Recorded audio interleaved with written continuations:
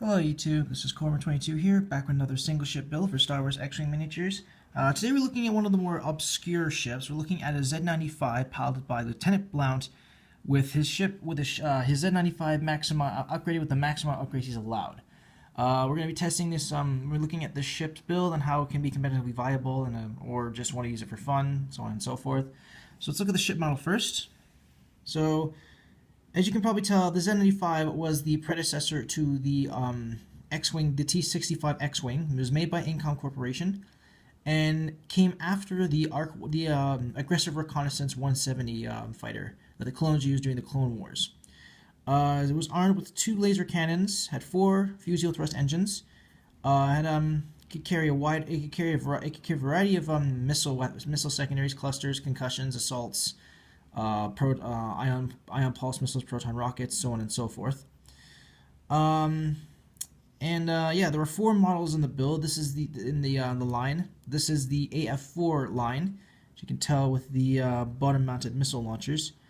And unfortunately, unlike its successor, it did not sport any astromech units, so you were pretty much screwed if you took damage. You had to pretty much repair the damage yourself, or if you couldn't, then you had to live with the damage till you got to an outpost to repair your ship.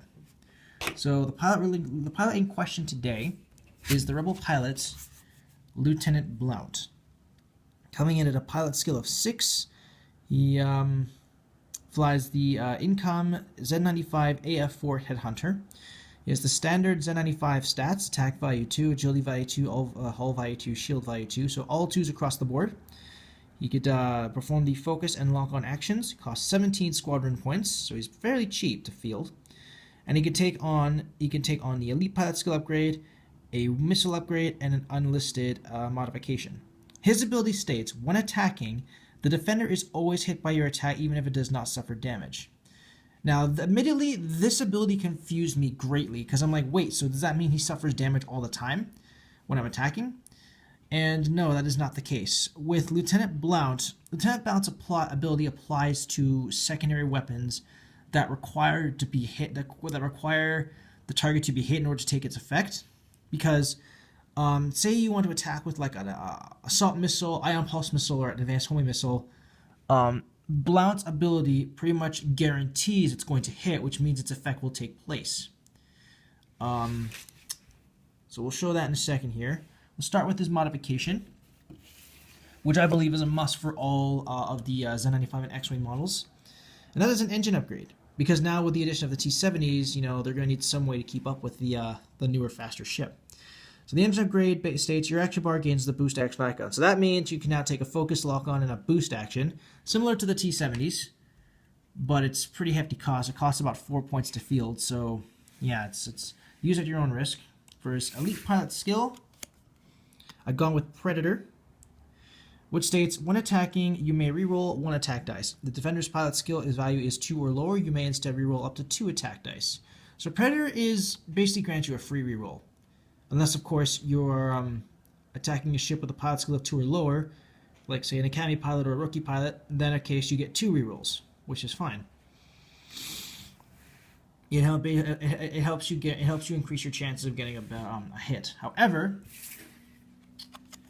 we have advanced homing missiles for his missile slot. Now again, this is variant. You don't have to use this. You can use any other missile that requires a hit in order to take its effect, like an ion pulse missile, or an assault missile. Either one is fine. But again, this coupled with Lieutenant Blount is absolutely a must, because advanced homing missiles have an attack value 3 and must be used at range 2.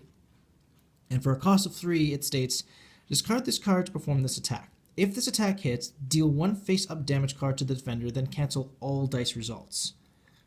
So this is where Blount's ability comes into play. This requires the target to be hit by the missile in order for it to take effect. Blount's ability guarantees this, because even if your attack does not hit or deal damage, the opponent will still be hit by this, and they will still take that 1 face-up. They will still take up that face-up critical damage, and then before you flip it face down. So Blount is really good at, I guess you could say he's good at dealing a crippling blow, either with an assault missile or an ion pulse missile or an advanced homing missile, because his ability guarantees that they will hit. They will suffer that face-up critical. They will suffer that 1 damage and 2 ion damage. They will ensure that even if the assault missile misses its intended target, enemy ships at range 1 will still get that that 1 damage around it, because again, Blount requires the target to be hit, and Blount pretty much guarantees that even if the target itself does not take damage. So if you use it correctly, Blount can be very deadly. Because I mean, the intercept grade can help you get into range 2 quickly, because that's what the homing missiles requires. Predator allows you to reroll any unfavorable results you get. For most of the pilots, it'll be 1 reroll. For pilot skills of 2 reload, it'll be 2. And then, of course, the advanced homing missiles for dealing early critical damage early on. So, yeah, this is how I would use this. This is what I would recommend for putting on Blount. Let me know what you guys think in the comments below. Any sort of criticism is greatly appreciated. If you like, you may use this build for any competitive or casual play. Or if you want, you can tweak it or revamp it to your own specifications. Thank you guys so much for watching. This is Corbin22 signing off.